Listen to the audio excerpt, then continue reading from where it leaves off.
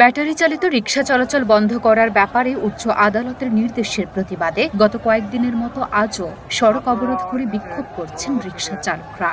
আজ সোমবার সকাল 10:30টার পর থেকে রাজধানীর আগারগাঁও এলাকায় সড়কে অবস্থান নিয়ে বিক্ষোভ করছেন তারা।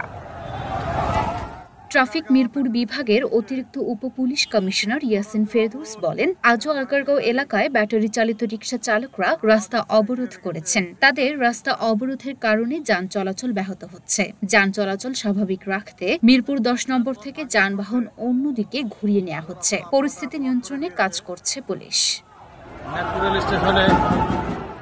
এদিকে ব্যাটারি চালিত রিকশা চলাচল বন্ধ করার ব্যাপারে উচ্চ আদালতের নির্দেশের বিরুদ্ধে আজ একটি আবেদন করেছে রাষ্ট্রপক্ষ। রিকশা চালকরা একদিকে যখন আগারগাঁওয়ে সড়ক অবরোধ করে বিক্ষোভ করছেন, তখন ঢাকা মহানগর পুলিশের কমিশনার শেখ মোহাম্মদ সাজ্জাদ আলীর সঙ্গে বৈঠকে বসেছে রিকশা চালকদের একটি প্রতিনিধি দল। ডিএমপি সূত্রে জানা যায়, পূর্ব নির্ধারিত বৈঠকে অংশ নিতে অটোরিকশা চালকদের একটি গ্রুপ ডিএমপি সদর দপ্তরে এসেছে। দাবি দেওয়া নিয়ে তারা ডিএমপি কমিশনারের সঙ্গে বৈঠক করছেন।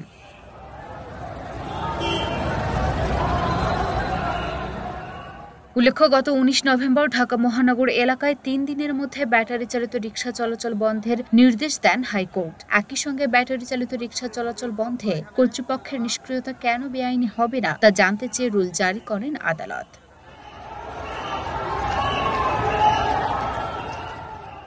এই আদেশের পর থেকে রায় স্থগিত করার দাবিতে রাজধানীর বিভিন্ন এলাকায় আন্দোলন করে আসছিলেন অটো রিকশা চালকরা। লুনা আফরোজ, নিপা, ঢাকা পোস্ট।